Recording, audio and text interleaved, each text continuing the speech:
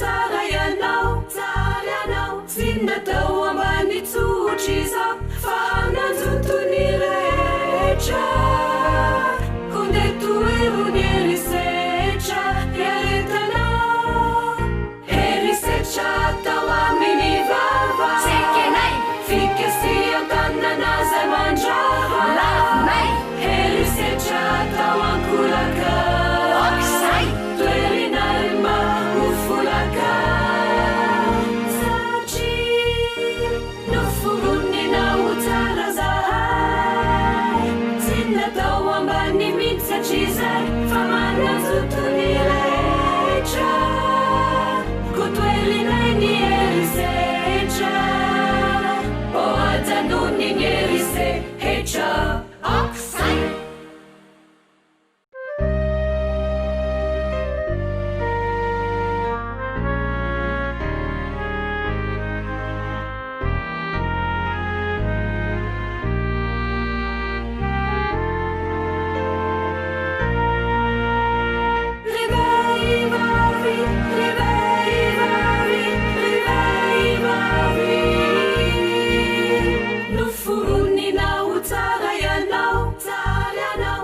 natao ambany tsotra izao fa nanjotony rehetra kondeha toerony herisetra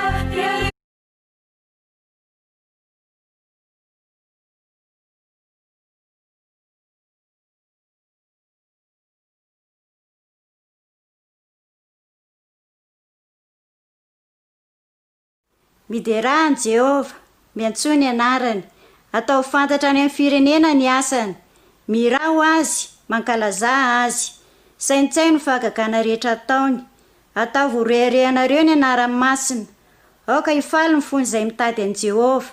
mitadiava an' Jehova sy ny heriny ka tsy ao mandrakariva ny tavany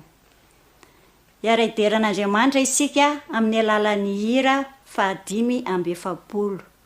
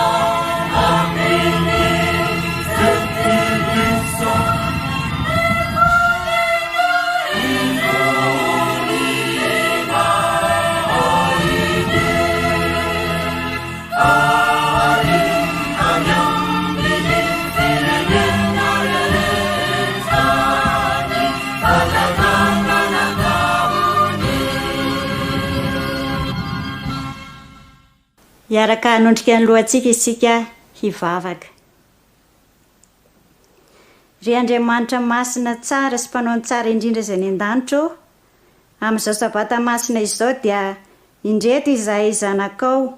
manondrika ny lohanay mpanajana, misaotra sy midera ary manome voninahitra anao. Misaotra anao izahay no fitahiana sy ny famindrapo tsy tafetra nomenao anay, fa na dia zanaka mpania sy aza izahay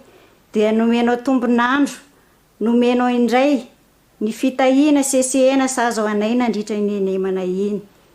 Misaotra anao izay ray eo no nanomezanao anay izao sabata izao hitsara anay, hanomezanay voninahitra anao no ireo fitahiana izay nomenao anay sy izay mbola homenao anay amin'ity sabatanao masina ity. Ankehitriny Tompo dia raiso ny hira fiderana, ny saotra ny aja izay atolotrainao mba hoanitra manompofony manoloana ny seza fiandriananao. Ray eo, ankehitriny dia manantona anao amin'ny alalan'i Jesosy Kristy zanakao izahay, mangataka amin'ny famindraponao mba amelany tsy fahamendrehanay.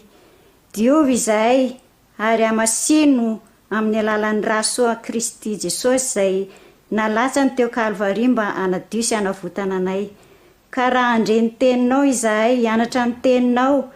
dia engany izany ka mba ho tahaka ny teny tsara izay nafafy tany amin'ny tany tsara, ka moa avy zato eny eo amin'ny fiainanay izany. Fa namasinao mitahi izao fotoana izao mba ho lavorary sy ho totosa.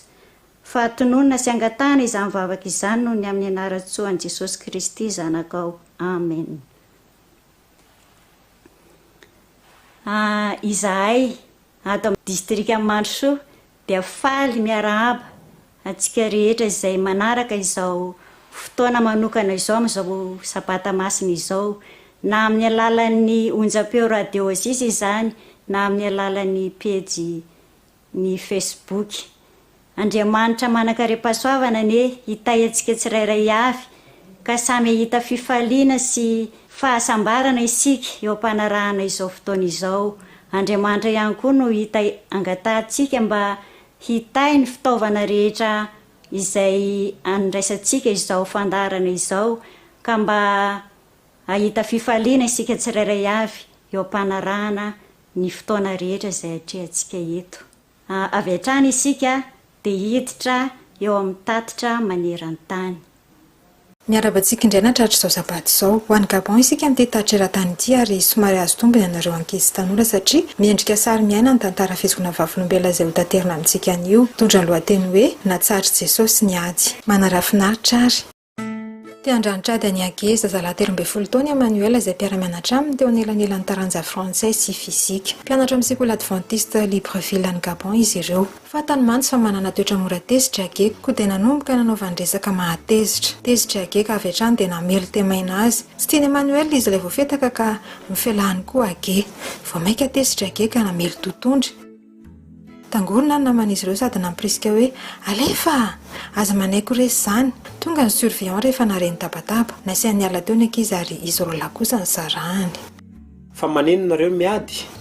Tena ratsy fanamiko mihitsy izy. Izy ka mbona namelana voalohany teo. Tsy tokony mifamono nareo, ny biby manao an'izany, mifamelana nareo.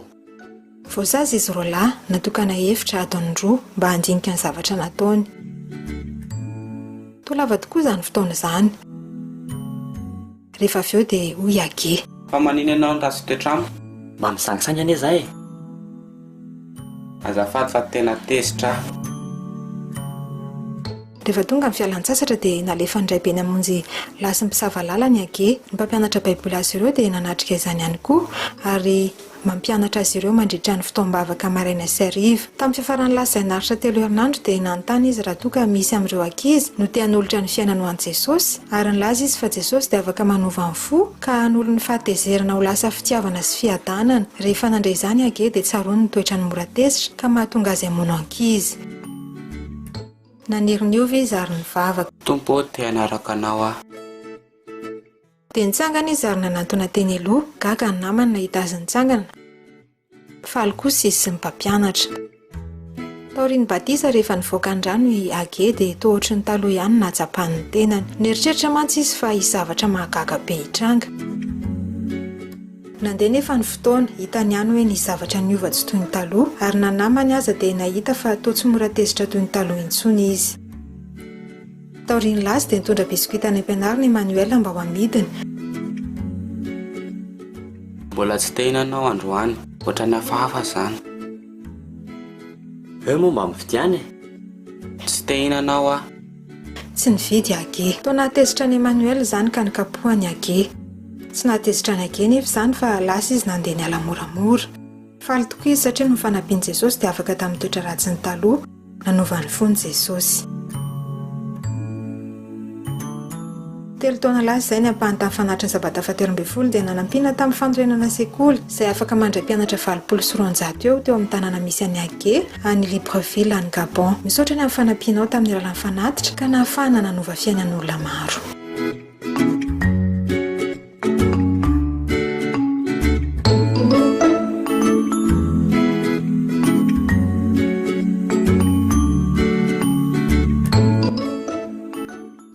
Avy nandreny tatitra maneran-tany isika teo dia hiditra eo amin'ny famerenana ny lesona izay efa nianarantsika nandritra niny enemana iny. Mialohan'izany nefa dia iarahantsika manao ny hiran'ny groupe Jacqueline mitenena.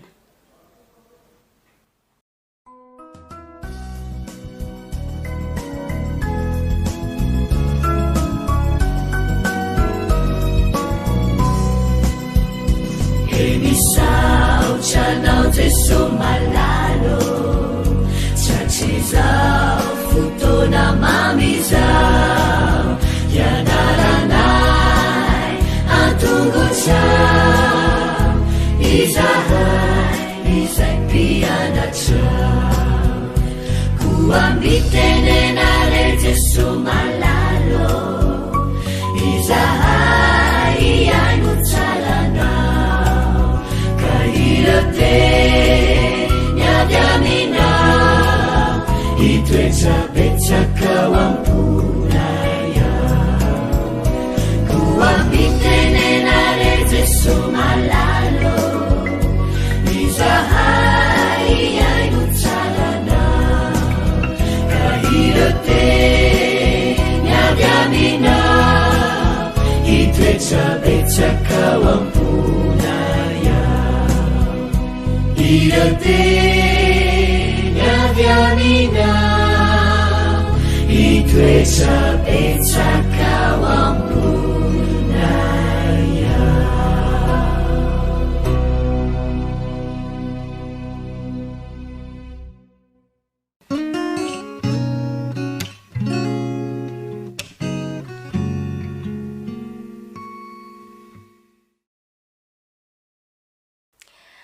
Miarabazaza amin'ony rehetra na tratra izao sabata izao ho mariky ny fifamparabatsika dia hiaraka kopakopa-tanana zaza amin'ony rehetra. Eny tantarany Eli indray isika androany. Andeha aloha isika hiaraka amerina lohateny sy ny tsy anjery. Miaraka 1, 2, 3. Lesona faharoa lohateny sakafo ho an'ny Eli. Tsy anjery fa Andriamanitro ahatateraka izay rehetra tokony ho anareo. Mbola tantarany Eli ihany ny tantarantsika tamin'ity herinandro ity. Nirahan'Andriamanitra rakizy Eli mba hampitandrina ny mpanjaka Ahaba fa isy ahitany azo fireneny noho ny fampotsampy izay nisy tao. Zany hoe tsisy orana mandritry ny 1, 2, 3 taona. Dia nandeha nakany amin'ny mpanjaka Ahaba azy Eli ny laza izany afatra tenenin'Andriamanitra izany. Dia lasa izy avy eo nandeha. Rehefa lasa izy nandeha dia tezitra be mihitsy ny mpanjaka Ahaba. Nasain'Andriamanitra nandeha nakany amin'ny renirano Kerita rakizy Eli. Any no voaharo ny ainy. Dia rehefa nandeha tany izy dia any misy rano a misy zavamaniry be da be fa zao tsisy sakafo tany, tsisy vary a, tsisy loka, tsisy ninina fa satria maina ny tany. De nangataka tamin'Andriamanitra Eli, hoy izy Eli hoe Andriamanitra mba karakarao any tsara ne Eli e. De tany amin'ny toerana nandehanany Eli io mankony a, de tsisy olona mahita mihitsy izy, tsisy nampanjaka raha tsy mahita anazy, kanefany a Andriamanitra de mahita ny Eli ary nihaino mivavaka nataony Eli izy. Ahoana moa izy Eli? Andriamanitra mba karakarao tsara ne Eli e.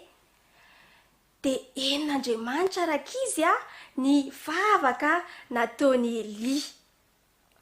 Ary namaly mivavaka any a i Andriamanitra satria Eli a de naman'Andriamanitra. Ny ankizy kely koa naman'Andriamanitra e? Ie. De nisy vorona anankiray a maintimainty ngeza be tondra mofo ho an'ny Eli. De aveza ary ny vorona iny eo? Na alefan'Andriamanitra mba amahana ny Eli a iny vorona zay nalefan'Andriamanitra. De nisaotra n'Andriamanitra indray Eli, misaotra anao Andriamanitra fa nomenao sakafo a, nomenao mofo a, ary misaotra fa tena tia anay ianao. Rakizy Andriamanitra koa de mihevitra mandrakariva izay ilaitsika. Eo dada sy neny a nomeny atsika mba hikarakara atsika, ary fantatr'Andriamanitra izay tiatsika de omen'Andriamanitra atsika. De zao rehefa endry tsara koa tsika de vao maika tena tian'Andriamanitra. Zay indray ny lesona tsika fa amanaka indray. Veloma daholo.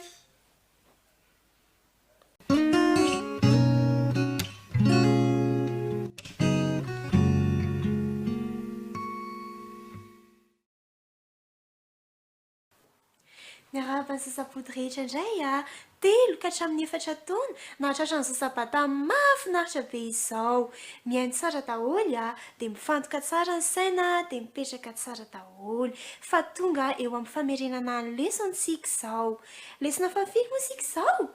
Lesona fahavalo. Ie, andeha ary a, iarahantsika mamerina lohateny a sy ny tsianjery. Isa, roa, telo. Lesona fahavalo, niakatra de tsy hita intsony. Tsy anjery fa Andriamanitra ny manome hery sy tanjaka ho amin'ny olony. Salamo 68:35. Mbola tantarany Eliandraka izy a, le sika nandritra iny herinandro iny. Sady nafinaritra be a, de eno tsara ary a, fa ho tantarako anareo le izy. Rehefa ny fomaraina Elia de faly be izy, sady miramira ny ery ny tarehany a, satria io fotoana tongavany io ny fotoana andehana niakatra any an-danitra. Entin'Andriamanitra miakatra any an-danitra any izy a, de tsy miveriny ety ambonin'ny tany sony a. De niresaka tamin'ny namany izy, Elisa ny anaran'le namany. De hozy izy hoe, Elisa, andeha kely andeha ho any Betela a, fa androany ianao aloha tsy miaraka amiko, fa aleo ianao mijanona aty any. Fa tsy nanaiky nge Elisa e, fa hozy Elisa, za hiaraka amin'ny Eli foana, satria efa fantatry Elisa koa hoe androany ny fotoana hiakarany Eli any an-danitra. De niaraka ary zareo nandeha nakany a Betela. De ny lalana makany a Betela tsy maintsy mandalo amin'ny rano anankiray izay. Ny anaran'le rano Honon-Jordanina. De io rano io sady lala be io no lava be no ngeza be. Nefany Elisa tsy nanana hoe lakana izy andehanana tao no tsy nisy tetezana ihany koa ahafahany zareo miampita. De nieritreritra kely Eli, inona re no ataoko hoe ahoana reny ataonay Selisy mba hahafanay mipita an'io rano de satria manko eliraka izy nanana ny herin'Andriamanitra tao anatiny de hitany ny hevitra hitako ny hevitra Elisa alako ny akanjoko de hokapohako mafy be ty rano ty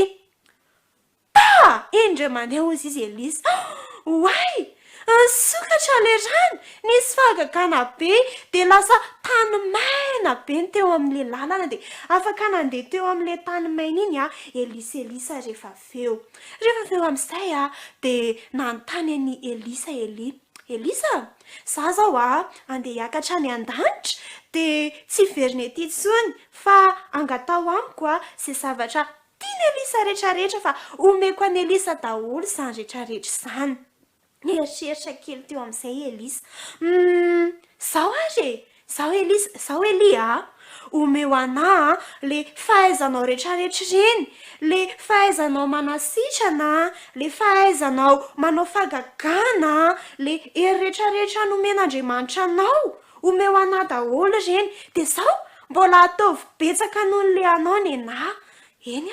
ao fa omeko anao zany ozy izy Eli rehefa tafapita le rano zareo de kaiko tonga tany Betela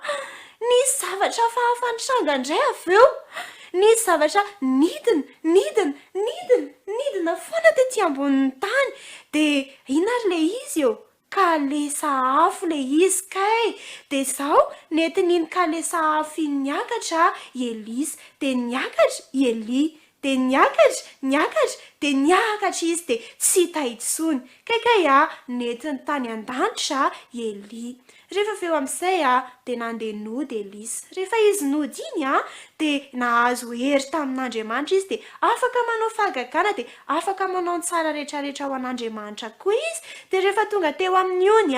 de nahaina nasaraka an'le ony ho anankiroa indray izy rehefa feo zay le tantaran'ny Elia tam'lesitsika tamin'iny herinandro iny fa inona ra ny lesona hotsoatsika sao rakizy tsika na mbola vao 3 taona sy 4 taona aza de omen'Andriamanitra hery sy tanjaka kongatsika ahafahantsika manao ny tsara indrindra ho an'Andriamanitra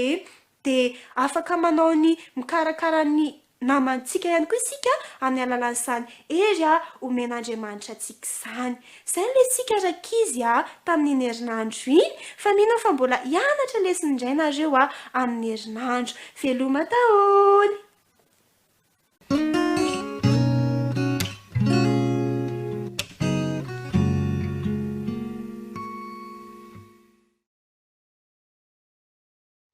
miarahaba antsika ankizy indray amin'ity sabata maraina ity famerenana ny lesona ho an'ny ankizy tsika izao lesona fahafiry moa tsika ankizy lesona fahavalo ahoana moa no lohatenin'ny lesitsika anarana vaovao namana vaovao ahoana indray raha ny tsenjery miara-manao ary hoe isa 2 tsy mizahatavan'olona Andriamanitra fa amin'ny firenena izay matahotra azy ka manao ny marina no ankasitrahany raha nianatra tsara ny lesona fahafito nareo de mbola toy ny lesona fahafito ihany ny lesitsika fahavalo izay nianarantsika tamin'ny herinandro izany hoe mbola toy ny tantaran'ny Paoly ihany tadidinareo i Paoly niovanareo hoe Paoly rehefa nanaradian'i Jesosy izy de lasa Paoly ny anarany fa taloha Saul no anarany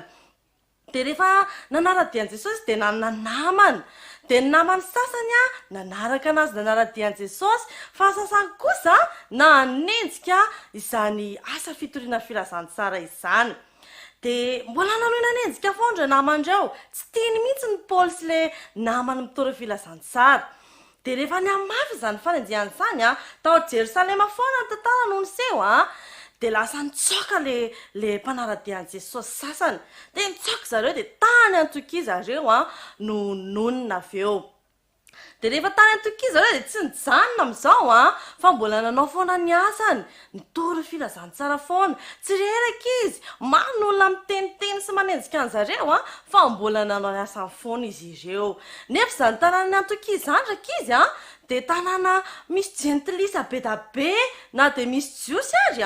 dia misy jentilisa be da be fatatsika tsara ny jentilisa zany fa tsy tian'izany jesosy zany dia nefa reto namany Paoly reto dia mbola nanohy foana ny asa fitoriany dia nalaza be zany asa fitoriana nataon'zareo zany dia hieny tany a Jerosalema mihitsiny le asa fitoriana hoe zareo Antiokia ao tena matanjaka be mihitsiny ary tena nahatsiangana fiangonana mihitsiny zareo dia gaga be zareo tany Jerosalema dia nampaniraka ny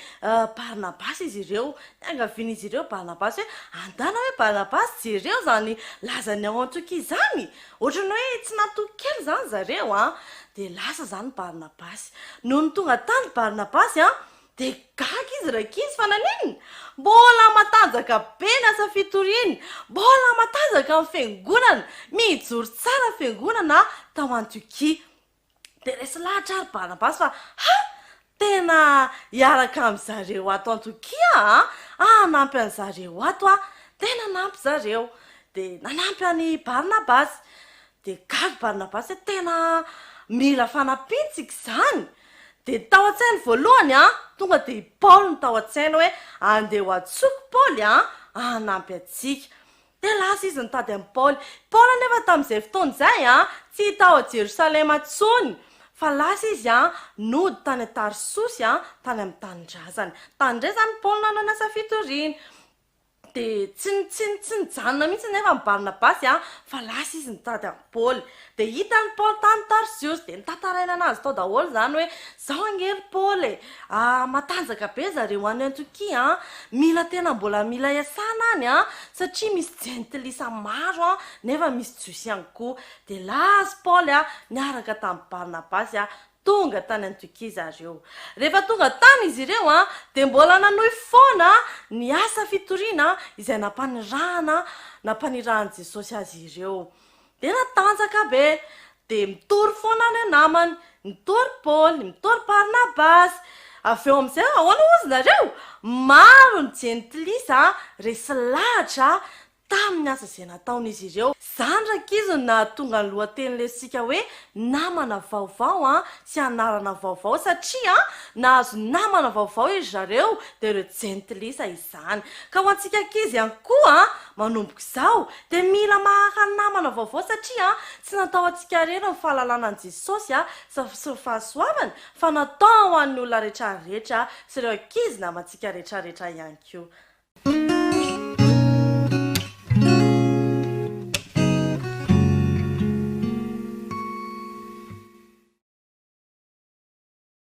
Ampifaliana lehibe no iarabananao tsiraray avy izay miaino sy manjomy fantana ny onjam-peo azesena amin'ny sady teboka efatra ao ihany koa ireo manaraka ny sekoly sabata amin'ny page Facebook amin'ity anio ity sabata izay andro natokana nomezam-boninahitra an'Andriamanitra iarahana miankohoka amin'ireo mponiny lanitra koa dia mirary soantsika rehetra sahady dia ny ity ampiandohana arabaiko manokana ny tanora zandriny dia ny 12 ny 7 hatramin'ny 12 taona izany amerina loha hevitra fahavalo izay nodinihina nandritry ny herinandro isika dia manasa an'izay mba hifantoka tsara lohateny fiaonana teo amin'ny roy memy ka ny andiny fototra dia arak'izay voasoratra ao amin'ny Romanina toko fa 12 Romanina toko fa 12 andiny fahenina hatramin'ny fahavalo natao atao tsy anjery izy io ndoe rahantsika mamerina amin'ny anaran'i Jesosy ary satria samy manana fanomezam-pahasoavana samihafa isika araky ny fahasoavana izay nomenantsika raha faminaniana dia aoka atao araky ny ohatra ny finoana raha fanompona amin'ny fiangonana dia aoka ho amin'ny fanompona raha mampianatra dia aoka ho amin'ny fampianarana raha mananatra dia aoka ho amin'ny fananarana izay manome dia aoka ho amin'ny fahatsoram-po izay manapaka dia aoka ho amin'ny fahazotoana izay mamindra fo dia aoka ho amin'ny fifaliana voalohany indrindra tsara ho fantatra aloha dia mikasika ny fanomezam-pahasoavana na ny talenta no votoantony loha hevitra fahavalo ity ny niantson'Andriamanitra ny Mosesy tamin'ilay fiaonana teo amin'ny roy memy kosa no tantara fototra andehany hofitinina kely amintsika izay tantara izay ny zava-misy ho fanafana ny Israely tamin'ny fanandevozana tao Egipta dia niantso Mosesy sy Arona Andriamanitra mba hampiasa ny talenta efa nomeny azy ireo. Nanana fahaizana mikasika ny fitaria Mosesy kanefa nampihemitra azy ny tsy fahaizana mandahan-teny, izany hoe nandahy izy teto ka hoe izy tamin'Andriamanitra tsinontsinona aho. Nahoana no ahafahako mitondra ny Israelita hivoaka avy ao Egipta? Fa Andriamanitra kosa namaly hoe hanampy anao ao ka hanoranao ihany koa izay olazainao. Dia tsapany Mosesy tamin'izay fotoana izay fa mbola naniry teny amin'ny alalan'i Jehova ka voniny izy ny hanatanteraka ilay andraikitra. Tsy nijanona tamin'izao Andriamanitra. Sanjana tamin'izao Andriamanitra satria na dia nanome toky azy izy fa nome izay rehetra ilain'ny Mosesy dia ny keny ny andefa ny Arona izay nanana ny fanomezam-pahasoavan'ny fitenenana mba hanafoanana ny aya Mosesy. Teto dia ny fanomezam-pahasoavan'ny fitenenana no talentan'ny Arona izany raha lazaina amin'ny teny tsotra. Fa andeha tsika indray lesona ny amin'izay tantara izay tanora indray lesona tao anatin'ny loha hevitra iny voalohany fantaro fa nomen'Andriamanitra fahaiza-manao sy talenta maro ihany koa izao sy anao. Samy hafa avokoa ny an'ny tsiraray avy dia mety hoe mihira ve sa amin'izay hoe inona ny talentanao fa ny an'ny Mosesy ny an'ny Mosesy teto dia ilay fahaizana miteny mba hampiasa ireo fahaiza-manao sy talenta ireo. Mety tsy ahona amintsika amin'ny alalan'ny fahagagan'ny roa imemintsony Andriamanitra tamin'izany fotoana izany arak'izay nisehony tamin'ny Mosesy fa mihaona kosa amin'ny alalan'ny zavatra miseho eo amin'ny fiainana izy ary koa amin'ny alalan'ny teny masina dia ny Baiboly izany. Manarak'izay misy angamba mety hevitra hoe zaho anie tsy mba manana talenta ny amin'izany famonjem-panahy izany fa zaho ny fahavononantsika no mahaliana kokoa an'Andriamanitra. Ny fahavononanao no mahaliana kokoa an'Andriamanitra, tsy misy fahaizana, tsy ny fahaizantsika akory na hoe ny fahalalantsika fa mila vonona fotsiny isika satria izy no ilay manome ny fahaizana anatanterahana izany. Tsy misy olona tokana ka afaka hanao zavatra rehetra tsy masinina akory isika fa na izany aza nefa rehefa miara-miasa sy miara-mampiasa ny talentantsika avokoa isika dia ain'Andriamanitra no manampy atsika mba hitany hafa eto am-pamaranana dia hirariana raha mba samy vonona anaiky ho fitaovana ampiasain'Andriamanitra toa ny Mosesy sy Arona ny tanora tsiraray ary tsy ny tanora ihany fa isika rehetra mihitsy eny ianao izay mandre amin'izao fotoana izao.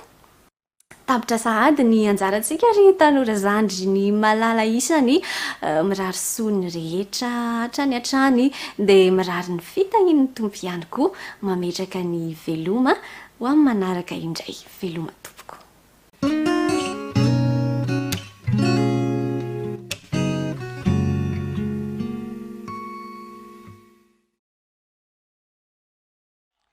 Faly miaraba ny tanora matoanto indray amin'ity sabata maraina ity. Andehantsika merina ny anjarantsika dia ny lesona fahavalo mitondra ny lohateny hoe voaovan'ny batisa. Rahantsika manao tsy anjera azy ho amin'ny anaran'ny Ray sy ny Zanaka ary ny fanahy masina sady mampianatra azy hitandrina izay rehetra nandidiako anareo. Arindry izao momba anareo mandrakariva ambara-pahatonga ny fahataperan'izao tontolo izao. Ao amin'ny Matio 7:20 fa 7:20 sy 20. Manantena ary tanora matoany fa nianatra lesona avokoa tsika nandritra ny herinandro. Lesona mikasika ny batisa noho ny anarantsika izay misy lohahevitra telo lehibe no raisitsika tao anatin'izay. Ny voalohany amin'ny alalan'ny batisa no anehoantsika ny finoantsika ny fahafatesan'i Jesosy sy ny fitsanganany tamin'ny maty. Ny faharoa amin'ny alalan'ny batisa no anehoantsika ny fahafatesantsika amin'ny fahotana sy hitsanganantsika amin'ny fiainam-baovao miaraka amin'ny Jesosy. Ary ny fahatelo dia amin'ny alalan'ny batisa isika dia tafiditra ao anatin'ny fianakaviam-ben'ny lanitra izany. Ao anatin'ny lesitsika dia nahita sary itsika fa fandevenana ny batisa, fandevenana ny fahotana izany. Izay mily sy atao batisa no vonjena. Ao amin'ny Romana toko fahenina andiny fahatelo sy fahefatra dia niteny mihitsy izy hoe niarana levona tamin'ny batisa tamin'ny Jesosy ary mitsangana ho amin'ny fiainam-baovao. Isika dia maniry lanitra vaovao sy tany vaovao, ka raha te handova ny fiainana mandrakizay zany tsika ary tanora matoanto dia tsy maintsy atao batisa isika satria mpanota isika. Jesosy ary ve zany nanota, satria Jesosy koa dia natao batisa. Ao anao sy lesitsika tsy nanota Jesosy fa natao batisa Jesosy mba ohatra alaitsika tahaka, ary te hilaza Jesosy hoe io batisa nanaovana Jesosy io no batisa ara-baiboly ary batisa tokana marina ao anaty baiboly. Ny anaratsika tao zany fa zava-dehibe ty batisa ity, ka ilaina fanapa-kevitra tsara, fanapa-kevitra matotra. Tsy hoe terendada sy nentsika dia andeha atao batisa, na hoe atao batisa ny namatsika dia mba atao batisa tsika, fa bitsiky ny fanahy izy io. Ka nandritra ny lesona ianao tanora matoanto ny anatra lesona raha na eny ny bitsiky ny fanahy, eny fanahy dia amin'ity sabata maraina ity ary ianao maheny bitsiky ny fanahy dia valio. Valio dia eto ambavaka mangina ao am-ponao, teneno amin'ny dada sy neny, teneno amin'ny loha olona mba ahafahan'izy ireo mamola volanao ny batisa ianao. Zava-dehibe zany ity batisa ity ry tanora matoanto. Ary manaraka an'izay koa nefa dia tadidio fa atsangany sika rehefa avy ao anaty rano. Dikan'izay dia hoe miara mandeha amin'ny Jesosy amin'ny fianarana ny teniny, vavaka amin'ny alalan'ny fanompoana azy. Dikan'izay ve zany rehefa vita batisa tika dia tsy manota intsony? Tsy fa saingy izao isika le miara mandeha amin'ny Jesosy isan'andro iny dia hovainy ny fahasoavan'i Jesosy kelikely hitovy amin'ny Jesosy isika. Ary rehefa aveo dia asainy Jesosy indray isika hizara amin'ny namatsika, hitory amin'ny namatsika, hitaona azy ireo mba handray an'i Jesosy ho mpamonjy ny tenany manokany. Zay zany tanora matoanto lesona ny anaratsika nandritra ny herinandro. Ny amaranantsika anazy dia izao, tantaran'ny Benjamin tao anatin'ny lesona ihany. I Benjamin dia 13 taona, ohatranao tanora matoanto mihitsy zany, 13 taona, dia nisy mpivady nanangana anazy ho zanany.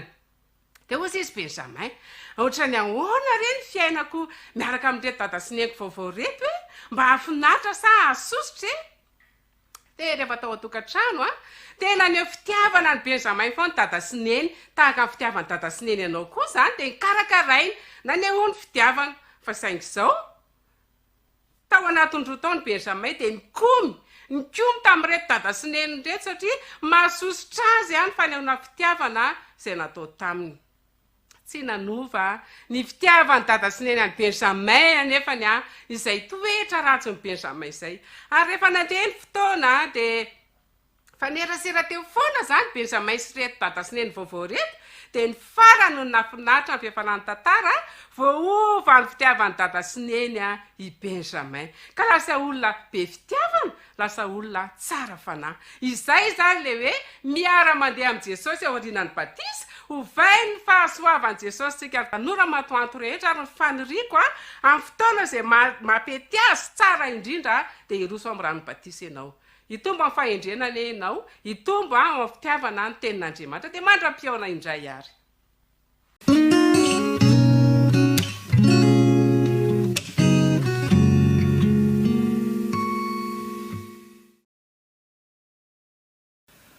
Faly miaraba antsika zatovondray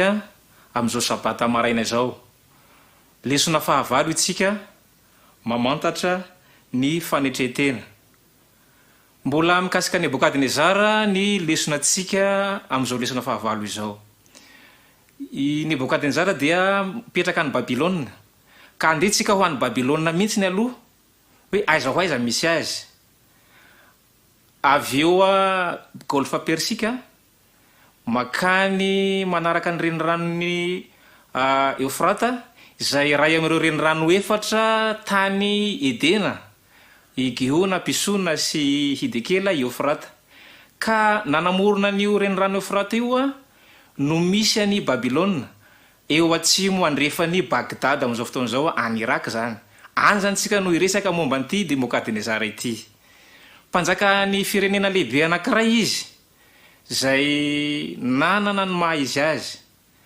Ka raha ny sitrapon'Andriamanitra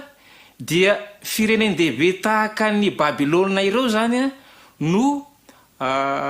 hilaza ny voninahitryandriamanitra, hilaza ny fahalehibe sy manandratra ary mankalaza ny mpanjakany lanitra. Marina avokoa ny asany rehetra ary araka ny rary ny lalany ary zay mandeha amin'ny fiavonavonana dia hainy ahetry. Ka resaka fiavonavonana ity resaka tsika androany ity, noho izany dia izao, indray androany ianao a pirenena ianao, mety ho mpanao filma malazy ianao, mety ho mpanao sport professionnel ianao a, mety ho mpandraharaha, mety ihany koa hanana azo prix Nobel amin'ny momba ny fandripahalemana. Fa ny fanetretena dia zavatra ilaina. Voalaza ny mpanao salamo zany amin'ny salamo 770 am'zato fa hoe Andriamanitra dia mankasitraka ny olona. Tena ankasitrah'Andriamanitra sika, fa zao hainy ahetry ny mpiavonavona fa ravahan'ny famonjena ny manetry tena. Noho izany io fanetretena io ny tena tsy nanana Nebokadnezara. Zao ny zavatra nataony amin'ny Daniela 4:7 hoe tsy hitiva no Babilôna lehibe lapan'ny fanjakako zay nataoko, zay namboariko, hoe ny anarany no nasandrany fa tsy Andriamanitra. Ary talohan'izay izy dia nafantatra tsara ny momba n'io Andriamanitra io io Nebokadnezara io, kanefa dia nirehareha izy. Ary fantatsika moa zany fa i Babilôna dia tanàna anankiray izay nalaza satria nanana ny ray am'ireo atao hoe 7 merveilles du monde izy. Ary ty tanàna ny Babilôna tia dia naory ny Nimroda tamin'ny androny. Dia anisan'ny nampirehareha Nebokadnezara izany. Zao nefa rehefa nanonofy izy fantatsika tsara ny lesona, nanonofy Nebokadnezara fa nisy hazo lehibe anankiray zay ny tombo ary ny halehibe ary be dehibe na ny bibidia na ny voromanidy na ny zavatra rehetra teo amin'ny daholo ny alokaloka sy naka ny sakafony. Dia nanotaniny any Daniela io zavatra io, ahoana ny hevitra io nofy io fa izay ny nofy hitako rehefa nanofy io izy Daniela hoe ianao io hazo lehibe io fa izao hesorin'Andriamanitra ianao hiala amin'ny olombelona, fiainan'ny olombelona.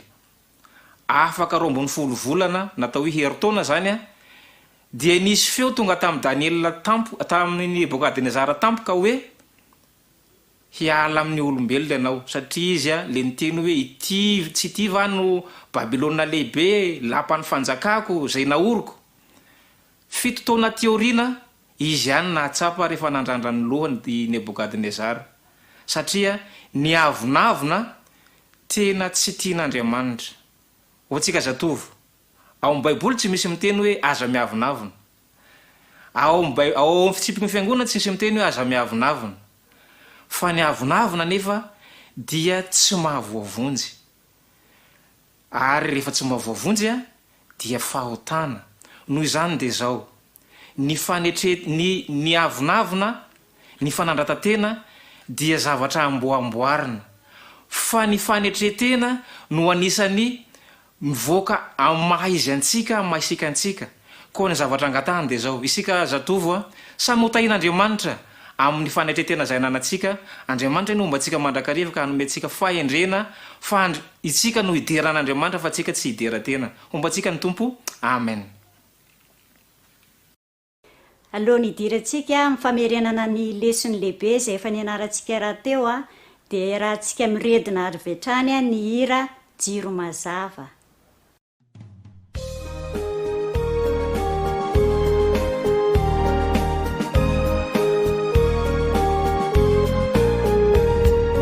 Jiro mazava eo andalauteny ny teninao iray andanitra ny kalikany dia ny olombely ho ao an-tany mafinaritra sitrako indrindra ny amakizany anarakany toroheviny ankelikioa ny fahazava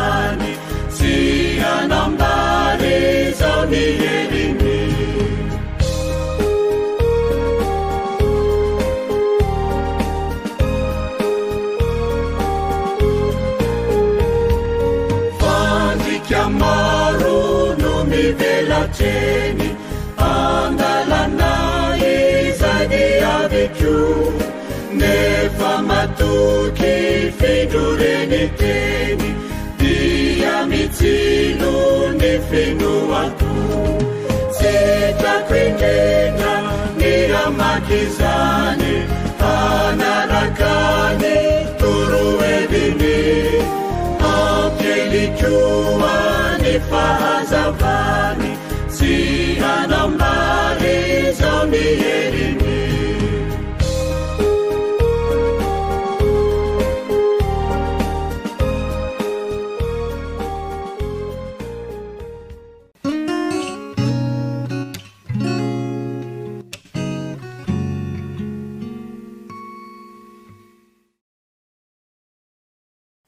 zao tsika dia tonga amin'ny fotoana zay rahantsika mamerina indray a ny lesony sekoly sabata ho an'ny lehibe zay ny anarantsika nadritra ny herinandro a faly miarabantsika rehetrarehetra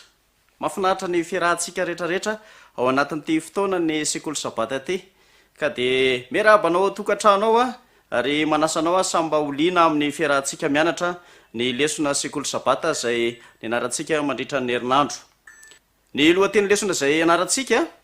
dia mitondra lohateny hoe manampy ny hafa tahaka zay nataony jesosy manampy ny hafa tahaka zay nataony jesosy fotoana zao raha lasa nabavy a any hoantsika ny toetra kristianina manampy ny hafa tahaka zay nataony jesosy ka rary loatsika nandritry ny herinandro iny a raha nomena zany lohateny zany ny tsenjery dia manao hoe noho nahita ny vahoaka jesosy a dia naonena azy amin'ny fijerin'ireo satria nampahantraina ireo a ka nafoy a tonondry tsy misy mpiandry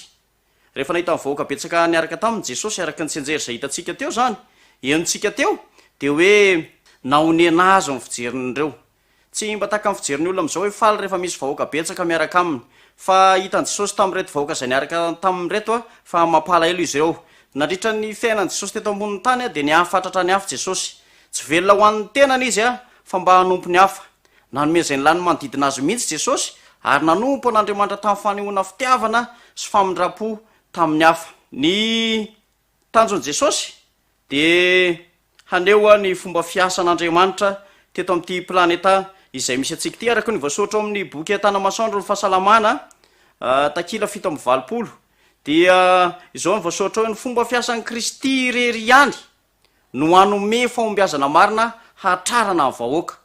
ny fomba fiasan'ny kristy irery ihany no anome fahombiazana marina hatrarana amin'ny vahoaka nataony jesosy dia reto zavatra eto ny fangaro tamin'ny olona mimpamonjy zay ny voalohany ary ny faharoa dia nasehony azy a ny fangoraham-pony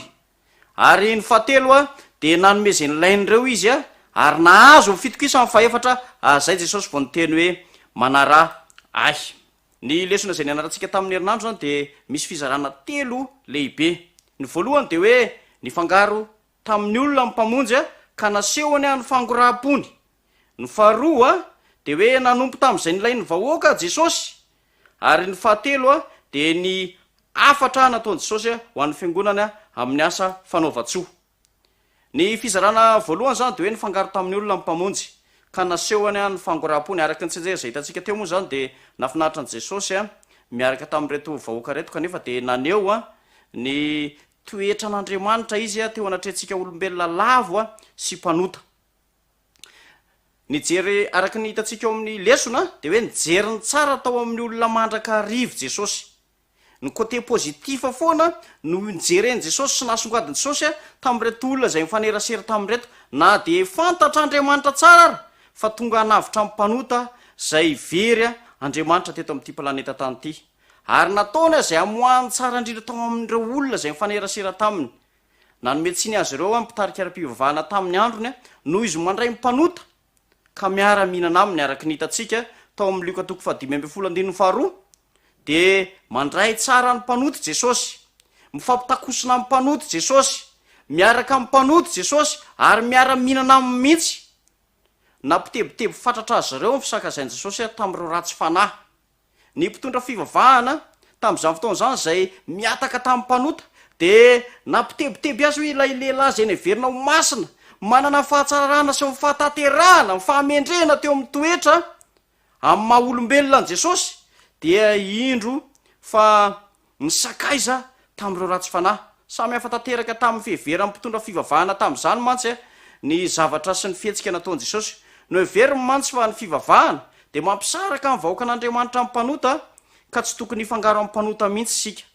gago ireo mpitarika ireo efa nyteny Jesosy hoe fa tsy tonga iantso marina aho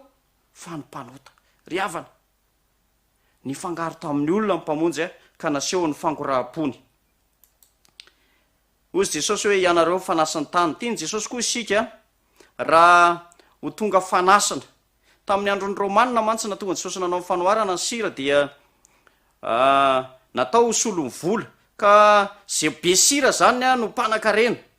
ary ny sirany koa tamin'izany fotoana zany dia fanaovana famomezana tsiro ny sakafo fitehirizana ny sakafo ka ozy Jesosy hoe ianareo ny fanasany tany tiany Jesosy koa tsika ry havana mba ho fanasana ho areny ny manodidina atsika ho hanatsara ny manodidina atsika ary hitahiry ny manodidina atsika tsy ho simba ianareo ozy Jesosy no fahazavany zao tontolo zao na dia rakotraizana sy fahotana azy zao tontolo zao dia tiany Jesosy koa isika ry havana mba ho fahazavana eo amin'ny tontolo ny aizana mba hamirapiratra ao anatin'ny aizana ny kristianina tena manana an Jesosy sy mpanaradian Jesosy dia tokony ho mamsira eo amin'ny fiarahamonina tokony ho fahazavana eo amin'ny fiarahamonina izay misy azy ny amoaka ny tsara indrindra tao amin'ny olona nitanjo Jesosy na dia sarotra azy nytoejavatra dia nanao fihetsika feno fahasoavana trany izy zay zany le fangoraha-pony Jesosy na dia sarotra azy nytoejavatra tamin'ny vanim-potoana tena nasarotra ny fifandraisana tamin'ny romanina tamin'ny tontolo manodidina anazy ny jiosy no natongavany Jesosy teto ambonin'ny tany ary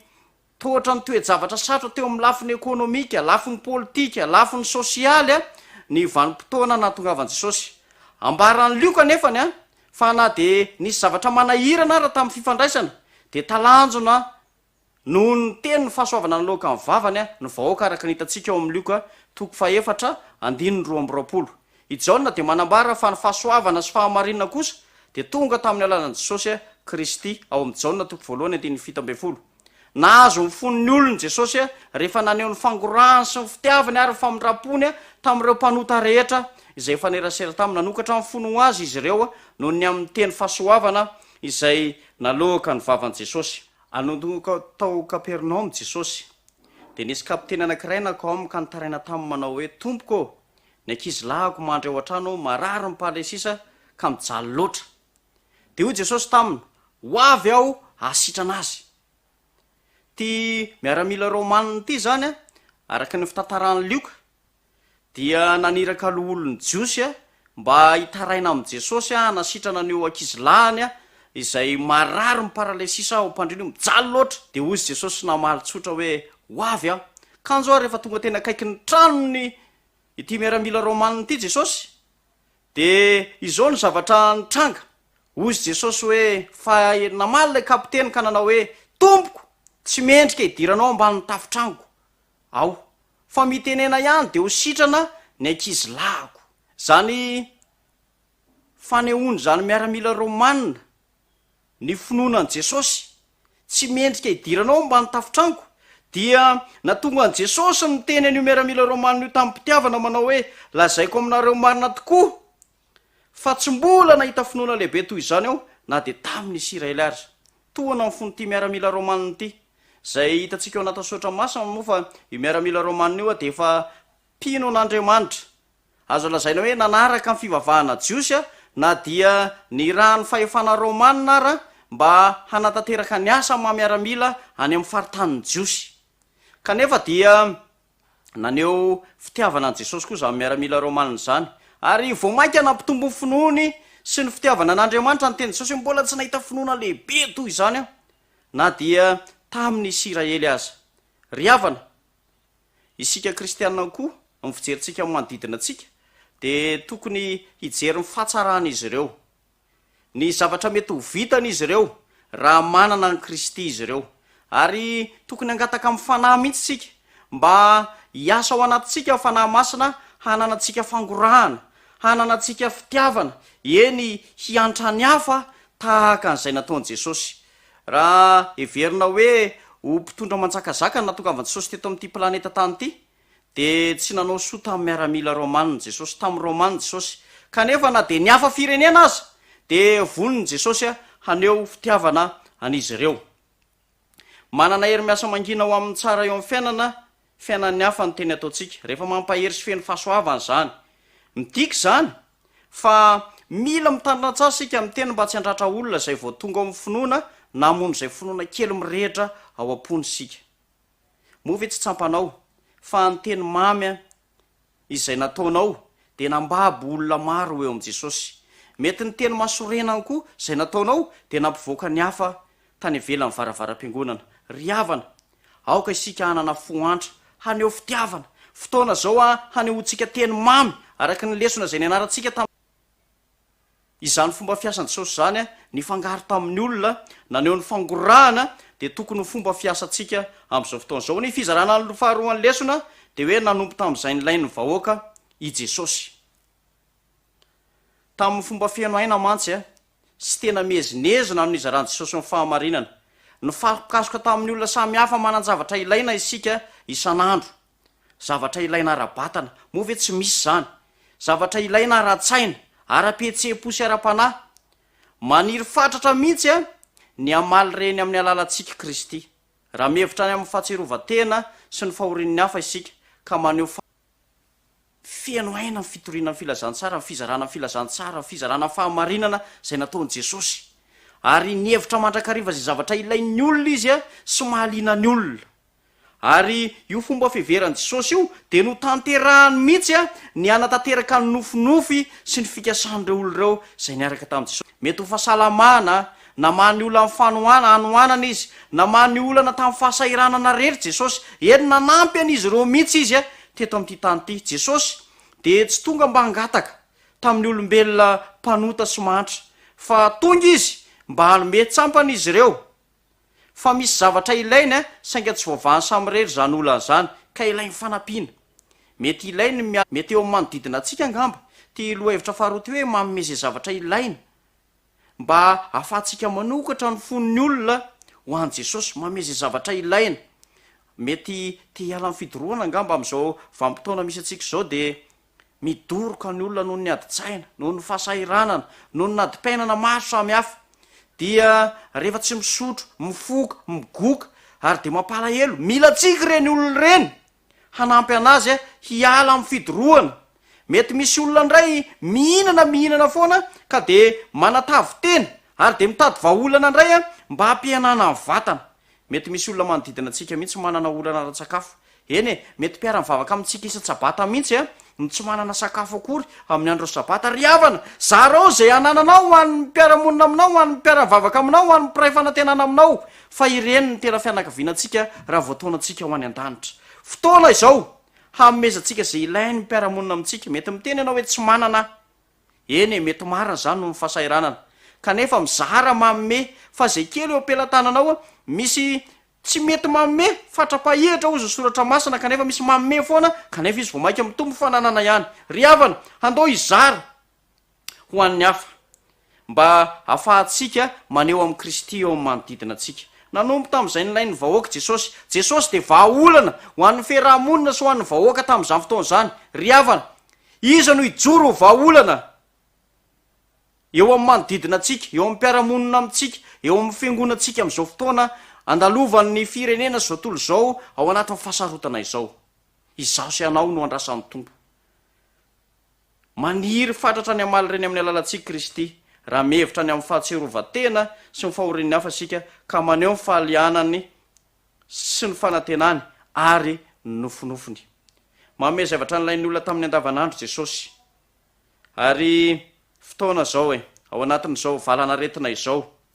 mety hitondrantsika ny vahoaka am'ty resaka fanavaozana ary-pahasalamany ty ny fihinana ny fisotro mahasalama soratsika andriamanitra fa rehefa manaraka zao fandarana zao isa-tsabatsika de misy torohevitra momba n'zany eto kanefa ireny de mila ampitaitsika amin'ny mpiaramonina amintsika mety ho filana sakafo zany na mety fitsaboana na fitafiana na torohevitra momba ny fahasalamana ihany koa zavatra tena ilain'ny olombelona indrindra kosa de ny fifandraisana manokana amin'andriamanitra sy ny fahatsapana fa manana heviny mandrak'izay ny fiainany na de ataontsika ary ny asa soa rehetra ny zavatra tena ilain'ny olombelona indrindra kosa de ny fifandraisana manokana amin'andriamanitra sy ny fahatsapana fa manana heviny mandrakizay ny fiainany na omentsika vary ary izy na omentsika fasala fitsaboana ary izy omentsika fitafiana ary izy kanefa tsy omentsika azy ny lalana ahafahany mahita ny fiainana mandrakizay de ho zavapoana ihany reny zany ny zavatra tena ilaina indrindra de ny famitrapihavanana amin'andriamanitra eto amin'ity tontolo rava no zavatra ilaintsika indrindra zao no voasoratra ao amin'ny Matio 4 ny 3 ka hatramin'ny 5 Matio 4 ny 3 ka hatramin'ny 5 ary Jesosy nandeha rany Galili ka nampianatra tao amin'ny sinagogan'ny olona teo sy nitoro ny filazantsara ny fanjakana ary nahasitrany aretina rehetra mba mirofo rehetra tamin'ny olona ary ny leran'ny siriny lazany ka de nety ny olona tany amin'ny marary rehetra zay azo ny aretina maro samihafa sy ny fangiry firina de ny demoniaka zay marary ny andro be ary marary ny paralesisa ka nahasitrana ireny izy de nanaraka azy avoaka betsaka avy tany Galili sy Dekapolisy sy Jerosalema sy Jodia ary avy tany andafiny Jordana eto amin'ity andinity de hitatsika fa tena mamezy ilaina rehetra mihitsy Jesosy kanefa ny zava-dehibe melohan'ny fanaovany Jesosy fahagagana sy fanasitrana de nampianatra tao amin'ny sinagoga zay Jesosy vao nanasitrana ny aretina rehetra ary dia tsy tao amin'ny faritany jiosy ihany ny ely ny lazany Jesosy no ny fitorian'ny filazany tsara sy ny fanasitrana sy ny fahagagana zay nataony fakatrany Siria nanako hatrany amin'ny firenena Romanina ny fahatsarana zay nentiny Jesosy teto amin'ity planeta tany ity tamin'ny nandalovany 2 taona lana zay nanako hatrany amin'ny fanjakana Siriana ny fahatsarana Jesosy ary de tonga teo aminy daholo ny olona mba hositranina hitady fanampiana satria manokatra amin'ny fon'ny olona loatra ny fomba fiasan'i Jesosy mba hamerenana ny mpanota ho eo amin'Andriamanitra ny zaratelo mazava tsara mantsy ny asan'i Jesosy tetỳ tany voalohany ny fampianarana ny fitoriteny ary ny fanasitranana ndraindray ry havana de misy olona mitady famonjena amin'ny alalan'ny fanasitranana mba azahoana fiainana mandrakizay tsy ry havana ny fanasitranana de mandalo ihany fa olombelona mety matysika fa ny zavatra namaiky an' Jesosy de ny fampianarana rehefa ny dinina aingakaingana ny filazantsara efatra dia mandeha eo amin'ny fanaovana batisan'i Jesosy ary ny toriteny sy ny fampianarana melohan'ny fahagagana sy ny fanasitranana ry havana maro ny olona amin'izao fotoana zao no mitady fahamarinana fa any am'izay misy fanasitranana sy fahagagana ihany no misy an'Andriamanitra tsy ry havana any am'izay misy fampianarana sy fitoriteny mifanaraka amin'ny soratra masina no azahoana fiainana mandrakizay manamasinanay amin'ny fahamarinana ny teninao ny fahamarinana ny fanasitranana de mety hitondra fiovampona fitiavana an'Andriamanitra tahaka ny afo milolo ihany fa mifarisen-dahatra amin'ny fanarahantsika amin'ny fahamarinana kosa de hitondra fiainana mandrakizay ho antsika tonga teto ry havany Jesosy izao avozy izy mba hanana ny fiainana sady hanana ny be da be araka ny hitatsika ao amin'ny Jaona 10 ny 10 ny fizarana fanontelo farany de ity ny afatra nataony Jesosy ho an'ny fiangonana tamin'ny asa fanaova-tsoa araka ny resahana antsika tany am-pendohana de mizara telo tsara ny lesona zay ny dinitsika nandritry ny herinandro voalohany de naneho fangoram-pony Jesosy naneho fitiavana naneho fiantrana ary zany ny lakile zay entony nanokafan'ny fony nanokafan'ny Jesosy ny fon'ny olona mba hanatona an'Andriamanitra ny faharoa de zao nanome zay ny ilainy izy ireo izy ary rehefa tanteraky Jesosy zany dia azony Jesosy ny fitokisany vahoaka maro ary babo ny fono izy ireo hanaraka lay Andriamanitra zay mpanavitra an'izao tontolo zao ny fahatelo zay resantsika farany zany de hoe ny afatra nataony Jesosy ho an'ny fiangonany amin'ny asa fanaova-tsoa antso ry havana natao amin'ity fizarana fahatelo ty manasa atsika hiara-miasa aminy Jesosy amin'ny fikarakarana zavatra ilainy manodidina atsika manasa atsika hiara-iasa aminy Jesosy amin'ny fikarakarana zavatra ilainy manodidina atsika tianao ve ny hiara-iasa amin'Andriamanitra amin'ny fikarakarana zavatra ilainy manodidina atsika ry havana araky ny toriteny zay ny anotsika tamin'ny sabata lasa raha nanaraka ianao dia isika taranaky Abrahama de ho fitahina ho an'ny firenena rehetra manao antso amintsika indray Andriamanitra araky ny hitatsika ao amin'ny lesona fa manasa atsika hiara-iasa aminy Jesosy amin'ny fikarakarana zavatra ilain'ireo manodidina atsika movy ianao fa mba naneho fangorahana naneho asa fehitrana nanampy ny manodidina anao fa nanisany nanindrona ny foko ty andala teny tato amin'ny lesona zay ny anarantsika ity hahatonga fahaverezana mandrakizay ny fananana fiainana tsy mihevitra fatsy ny tena sy ny fanaovana tsinotsinona ny zavatra ilain'ny hafa ara-batana asy ara-tsaina ary ara-petsepo ary ara-panahy midera ireo zay mafony ainy anampiana ny hafa jesosy. Isaorantsika Andriamanitra fa mianatra mandrakariva amin'ny sekolon'i Kristy tsika amin'izao fiainana izao ary miezaka ny hampandroso ny fanjakan'Andriamanitra. Betsaka nefa asa nataon'ny fiangonana rehefa namolavola sy nandinika ny fiaramianatra nyity lesony ity zay fiaraha-mamerina nyity lesony ity zay ny anarantsika nandritry ny herinandro ny tenako de gagago fa nysokafan'Andriamanitra teo anatrehako ny lisitry ny zavatra zay novidina hanaovana asa soa tao amin'ny distrika Mandrosoa tamin'ny taona 2013 ditako tao ny fifidianana anestezia ny seringy ny coton fividianana siramamy ny zavatra rehetra ilaina hanaovana asa soa tany amin'ny faritra akaiky ny fonjana tamora iny teny Ampasamalo. Ry havana ny fiangonana rehetra amin'izao fotoana izao de tokony hiezaka hanao zay azo atao hieverana ny hafa hanapiny ny hafa. Nisam-pianakaviana eny nisam-batan'olona mihitsy hahatonga fahaverezana mandrakizay ny fananana fiainana tsy mihevitra afatsy ny tena sy ny fanaovana tsinotsinona ny zavatra ilain'ny hafa rabatana sy ara-tsaina ary ara-petsepo ary ara-panahy. Inona famezam-pahasoavana nomen'Andriamanitra anao ahafahanao manampy ny hafa, ahafahanao miantra ny hafa, ahafahanao mizara ihany koa mba ahafahantsika manana fiainana mandrakizay. Ry havana tsy hoe vonjena amin'ny fanaova-tsoa isika fa raha manana omena ihany isika kanefa tsy manome de mety hiteraka fahaverezana mandrakizay izany. Ny fitiavatena ry havana de anisan'ny famantarana fahandro farany zao. Noho izany ampahatsahivy ny tenin'Andriamanitra indray isika nandritry ny herinandro ity fa tokony amme isika ary ny famomezana de mampitombo fa tsy mampihena. Ao amin'ny Matio 5:20 ty moa zany ny toko sy andininy zay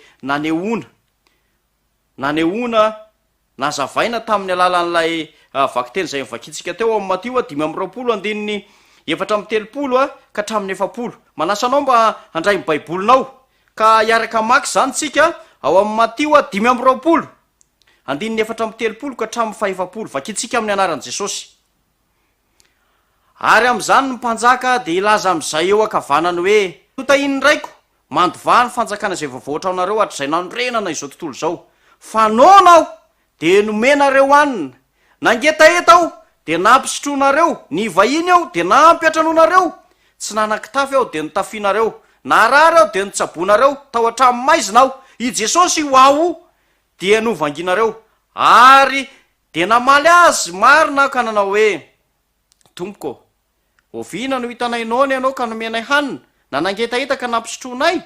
ary ovina no hitanay ny vahiny ianao ka nampiatranonay, na tsy nanan-kitafy ka notafianay,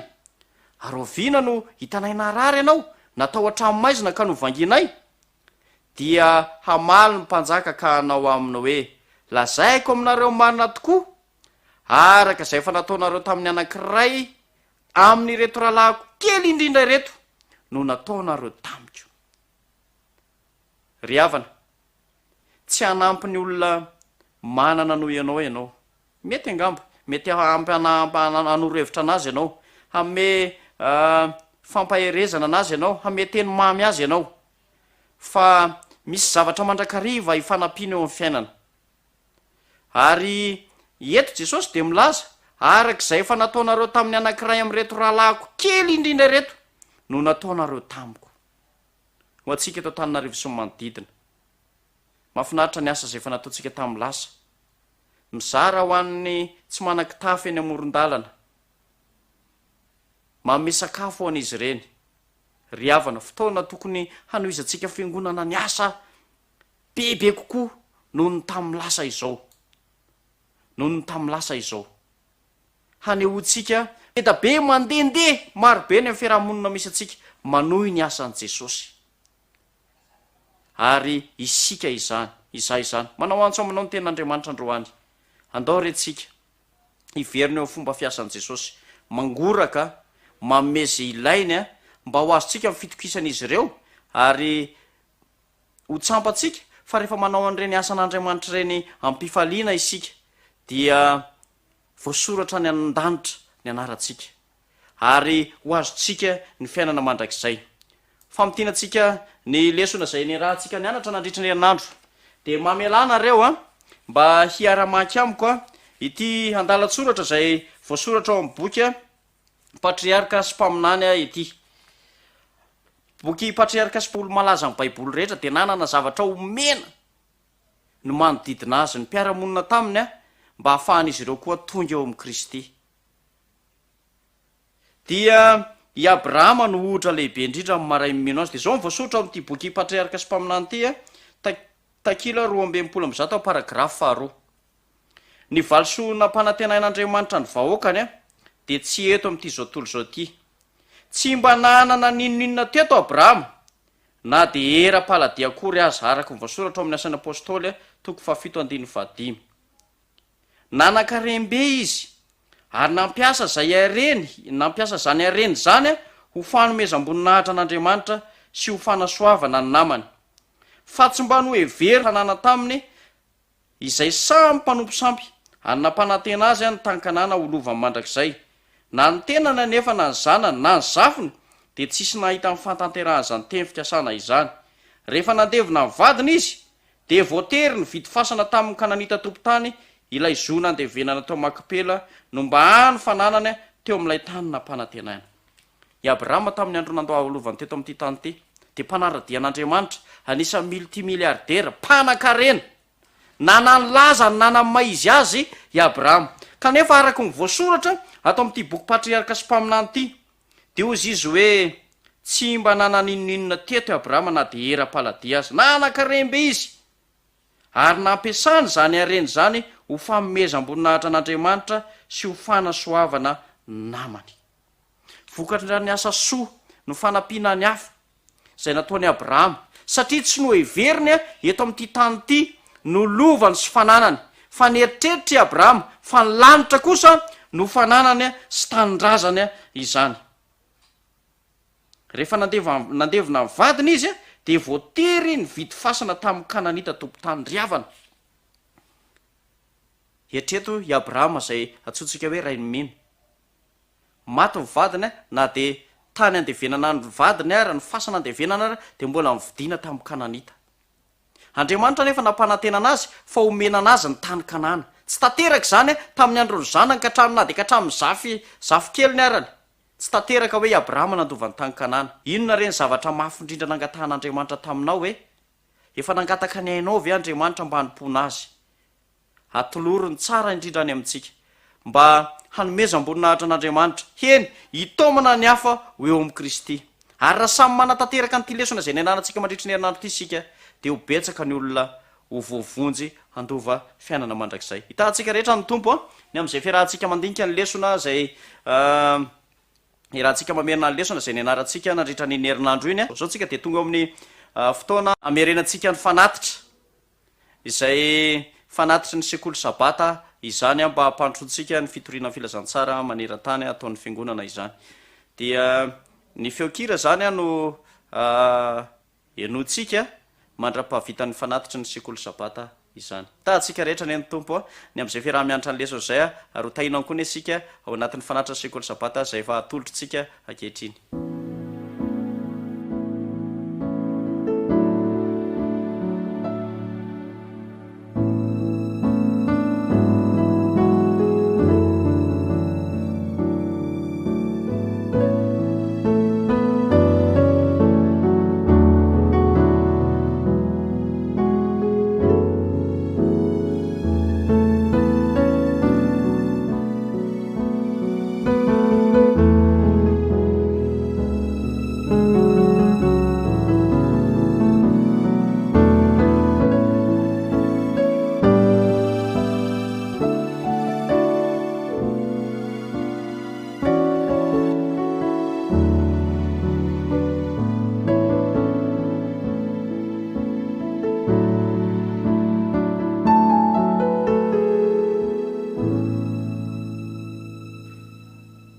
rehefa vita ny fanatitra de hiaraka hanondrika ny losikisika hivavaka andriamanitro raina izay ny an-danitra misaotranao zay na meny teninao a zay ny anaranay nandritra ny herinandro nampafantarinao anay indray andriamanitro fa nanampy ny afy ianao tamin'ny fahatongavanao teto amin'ity planeta tany ity le andriamanitra manan-karena manana ny zavatra rehetra dia tsy tonga mba hangataka fa tonga kosa izara ary indrindrindrindra ary andriamanitro haome anay fiainana mandrakizay misaotra tsy sosonao ny fanoloranao ny tsara indrindra ho anay dia ny fahafatesanao tao amin'ny azo fijaliana mba ho fanavotana sy famelan-keloka ary ho famonjena ao anay izany engany tompo ny lesona zay ny anaranay andritry ny herinandro iny ka naverinay androany dia mba ho tonga fampiarana ho an'ny fiangonanao ka maro indray ny an'olo tena haneo ny toe-tsainy Kristy no fangoram-po sanao ka izany fanaritra zay natolotra zany dia mba ho fitahina ho an'izay tanana nanolotra sy nanome rehetra ihany koa dia makasitraka ary no ny fitantananao ny fiangonanao sy zao programa izao zay programa ny sekoly sabata ka hatramin'ny ankizy ka nafahanay rehetra ny goka ny fampianaranao menao sy ny fahatsaranao Kristy amin'ny anaran'i Jesosy no isoana sangatana vavaka rehetra amen.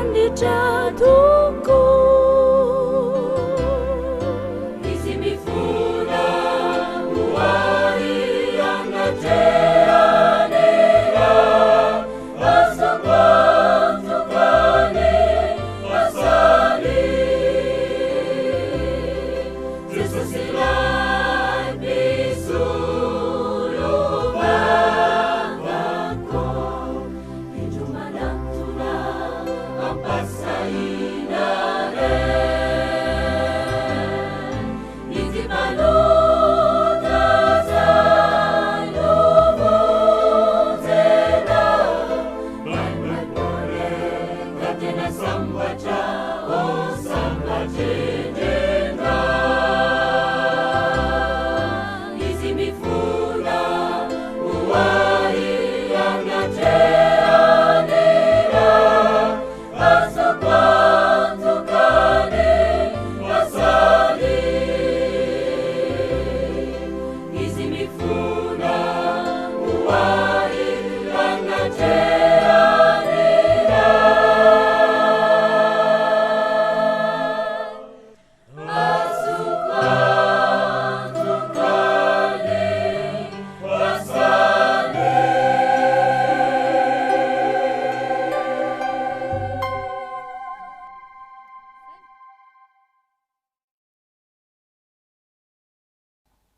misaotra an'andriamanitra lehibe isika afaka mifanentana eto indray ary mpiray fanantenana malala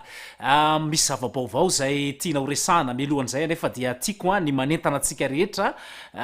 eo anivon'ny resaka sekoly sabata satria efa hifarana sady ny telo volana ka dia alefa soaingana ny komandy amin'ny sokajotona rehetra aoka samy andefa ny komandy avokoa isika aza matoritory aoka tsy ho confine hatramin'ny ara-panary ava malala fa dia andao isika rehetra anao komandy ndesona fa inona ihany koa fa efa iverina tsy hoelan'ny ampiangonana isika ho voninahitr'andriamanitra akoatran'izay dia ny zavatra vaovao dia izao ny lesony sekoly sabata izay novokarina zany a dia zao misy lesony sekoly sabata vaovao zany a dia tsy inona fa ny lesona zay natokana ho an'ny sokajotona 7 ka hatramin'ny 5 taona raha ho anatin'io sokajotona io zany ianao zay mahita sy mandre dia zao efa misy lesona manokana ho atsika ao amin'izany sokajy zany eo amin'ny 7 taona ka hatramin'ny 5 taona noho izany dia rehefa manao commande zany ianao ka ao anatin'io taona io dia aoka zany a lay lesony tanora zokony zany no komandina manomboka izao ka dia manentana an'izay zany ho an'ny taleny sekoly sabata rehetra misy ampiangonana ny sekretera sekoly sabata ny sekretera asa fitoriana zay mpanafatra ny fitaovan'ny sekoly sabata sy ny fitaovam-piangonana dia zao misy zany ny lesona vaovao a rehefa manao commande zany amin'ity telo volana faefatra ty amin'ny telo volana hafa rehetra dia zao ity zany no ataontsika commande a manomboka izao a 7 taona ka hatramin'ny 30 taona klasy ny tanora zokony zany io natao atsika rehetrarehetra zany lesona ara-panahy ao anatin'izany a ary mifandraika akaiky amin'ny lesony lehibe zay efa ny fianarantsika hatramin'izay zany ka dia samy mahery avokoa atao voaingana ny komandy fa mandroso dia mandroso ny fotoana aza atao atsirambina ny sakafo ara-panahy aza atao atsirambina ny ara-panahinao aza atao atsirambina ny momba ny fianarana ny tenin'andriamanitra ka dia mahereza indrindra amin'izany fiaraha-miombina amin'ny fianarana ny tenin'andriamanitra izany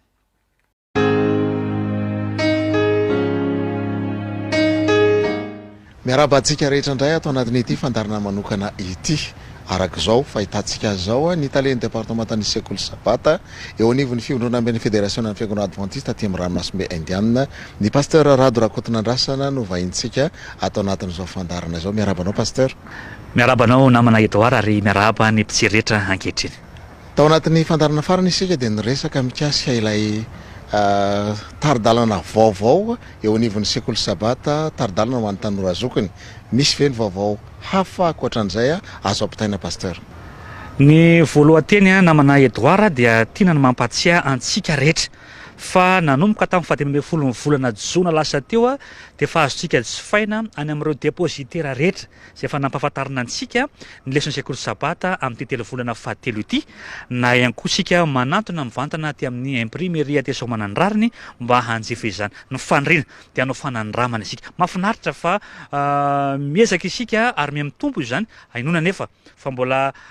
misy ihany koa ireo zay mety mbola tsy nanjifa izany dia antsoina ampitiavana ny faharoa dia mahakasika an'ilay lesony tanora zokony tiana ny manamafy fa fandaminana maneran-tany izy io efa taona vitsivitsy izy io nefa notinapaka tany amin'ny advisory teo anivon'ny division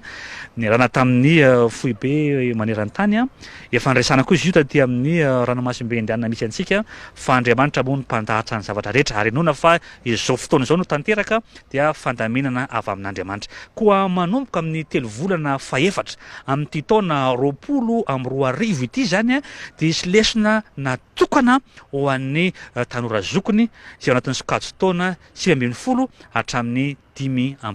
taona tiana ny manamarika fa ho an'ny fiangonana satria efa ela moa no resana n'ity klasy ny tanora zokony ity efa taona maro no resana n'izy ity ka ho an'ny fiangonana zany zay efa nanajoro ny klasy ny tanora zokony io dia tsisy miova ny klasy fa ny lesona ianarana no miova an'ity vaovao zay iarahantsika amin'ny maneran-tany ity mety misy ao amin'ny fiangonana satria lesony lehibe ihany izy io ny anarana taloha dia nisy nakambana tamin'ny tami izy io tamin'ny taloloha kely teo dia manomboka amin'ny telo volana faefatra zany dia esorina avokoa any amin'ny klasy ny tami any lehibe reny tanora zokony 20 hatrany amin'ny 5-10 taona ireny a de akambana ao klasy ray a iaraka ihinana sy ikoka nyty sakafom-panahy vaovao ity mety antantsika manao hoe de ahoana moa zany zao mpampianatra lesona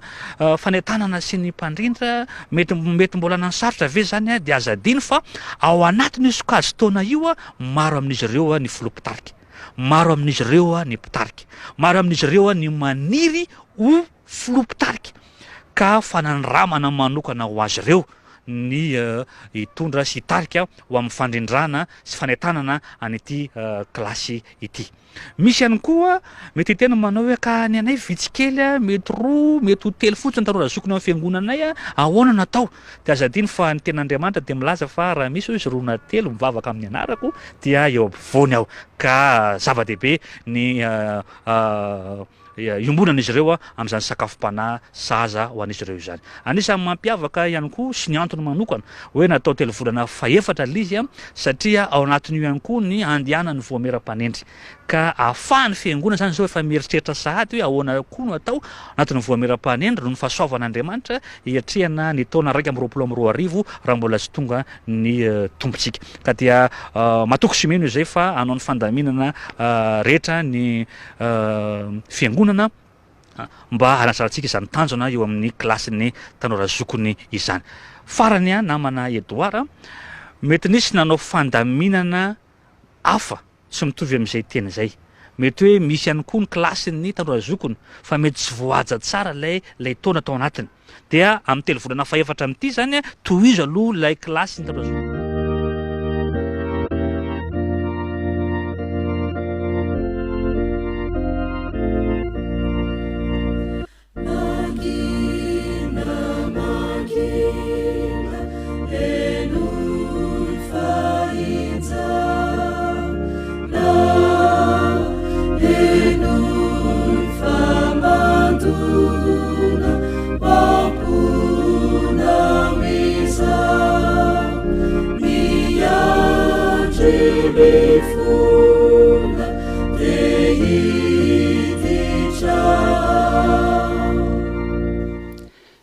Jehovah no mpiandry aho tsy hanan-java-mahory aho mampandray amin'ny ay maitso izy mitondra eo amoron-drano fialan-tsasatra izy mamelombelona ny fanahiko izy mitarika amin'ny lalan'ny fahamarinana noho ny anarana izy enona dia mandeha mamaky ny loasa aloko ny fahafatesana zao dia tsy atahotra ny loza aho fa ianao no amiko ny tsorakazonao sy ny tenao reo no mahafatahotra aho